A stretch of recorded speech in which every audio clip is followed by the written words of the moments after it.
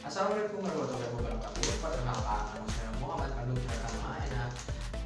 Saya berada di kelas IPA 4. Di sini saya akan mengerjakan tugas biologi tentang permasalahan tingkat ekosistem dan individu.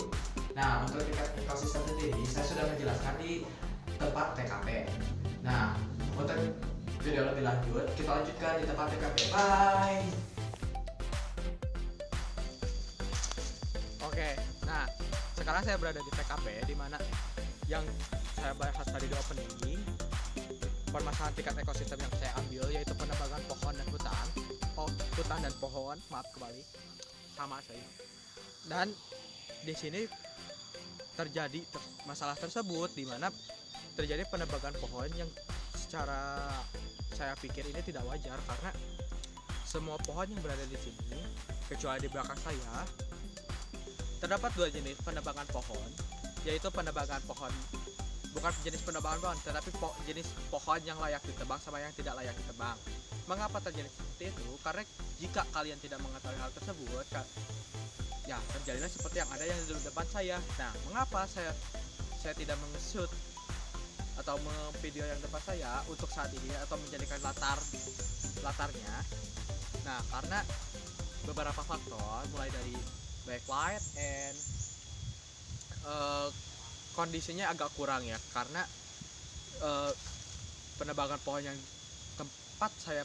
tempat di mana penebangan pohon itu terjadi, lahannya sedikit menurun dan tidak bisa dipakai untuk istilahnya menyimpan video atau merekam ini karena akan menjadi tidak stabil hasilnya.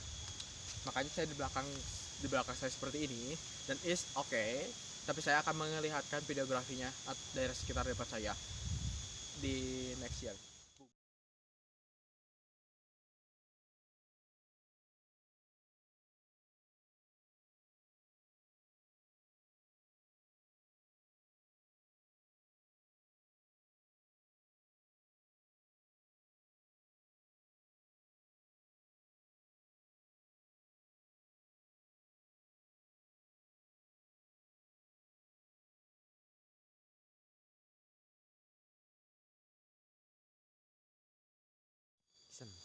Nah, setelah kalian melihat videografi tersebut, seharusnya kalian mengetahui terdapat dua syarat penebangan pohon.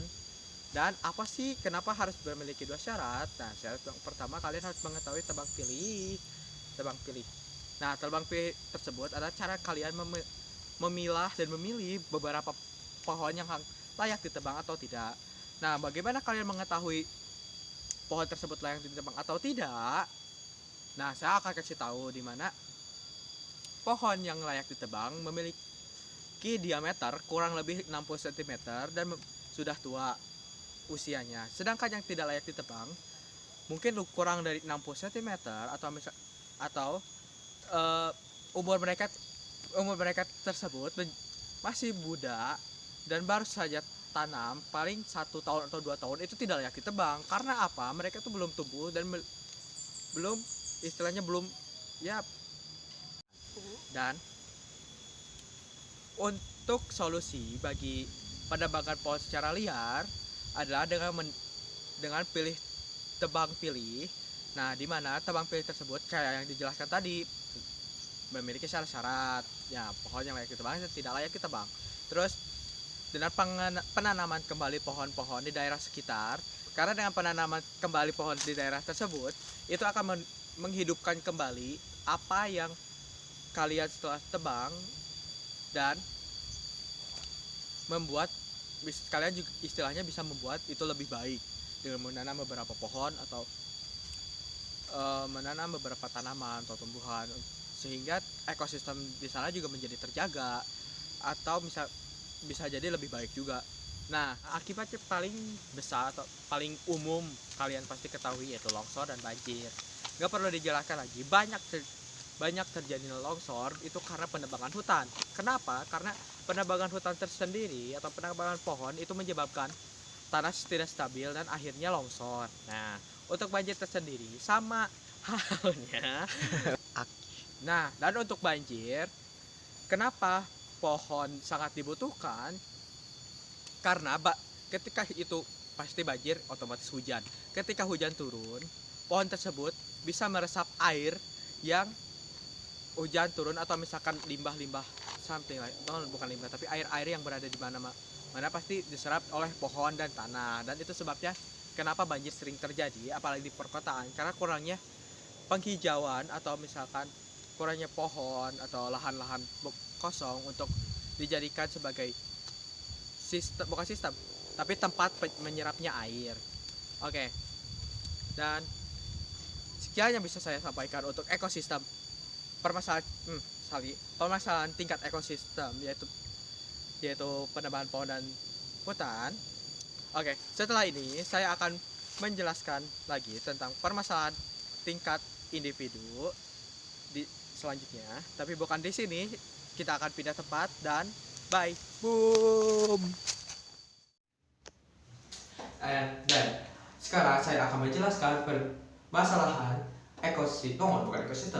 permasalahan tingkat individu. Nah, untuk individu ini tersendiri, kalian juga pasti tahu individu berarti sendiri. Nah, ini terjadi pada manusia sepertinya penyakit dan psikolog, cuma hanya dua, hanya penyakit dan psikologis mental.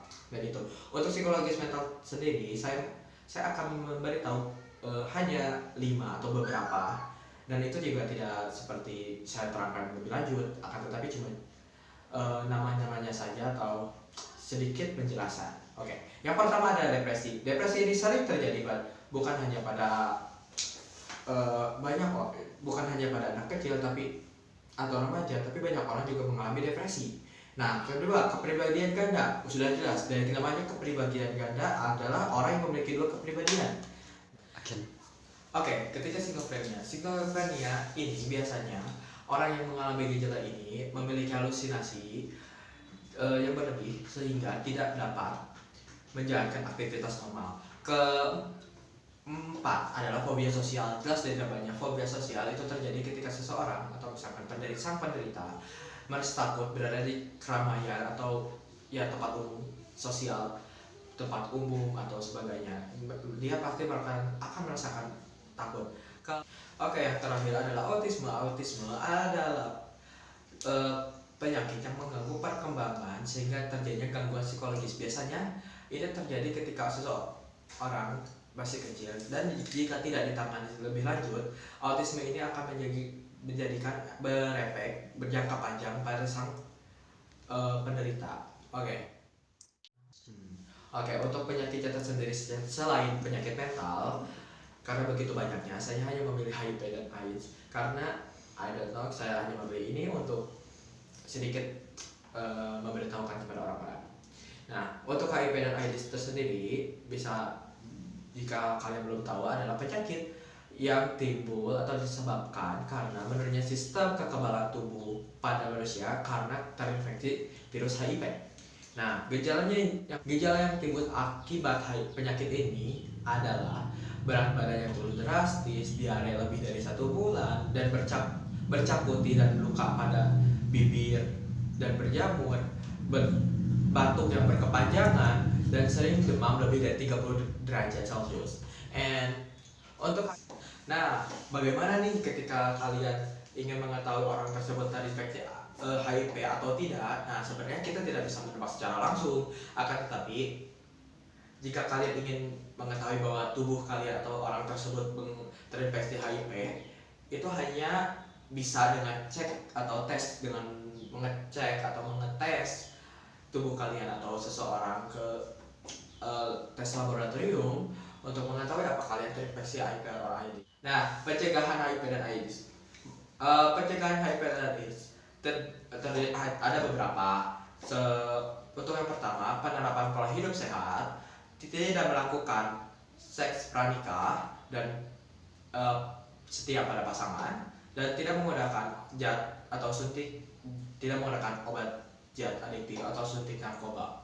Oke, sekian yang bisa bukan sekian. Akan tetapi HIV juga tidak bisa ditularkan melalui kontak fisik seperti kontak di tempat kerja, sekolah, atau tempat umum, makanan, minuman, kontak intim biasa seperti berjabat tangan atau berpelukan, bersentuhan, dan at least berciuman, langsung penularan tidak berlangsung melalui gigitan dan penularan tidak langsung melalui gigitan, serangga, batuk, bersin, kolam renang, dan toilet umum. Oke, sekian hanya yang dapat saya sampaikan. Apabila saya terdapat kesalahan, mohon maaf karena ini pertama kali saya tag video dan untuk beberapa kata saya berlibat itu mohon maaf. Sekian yang dapat saya sampaikan. Saya Pandu Pratama pamit. Wassalamualaikum warahmatullahi wabarakatuh.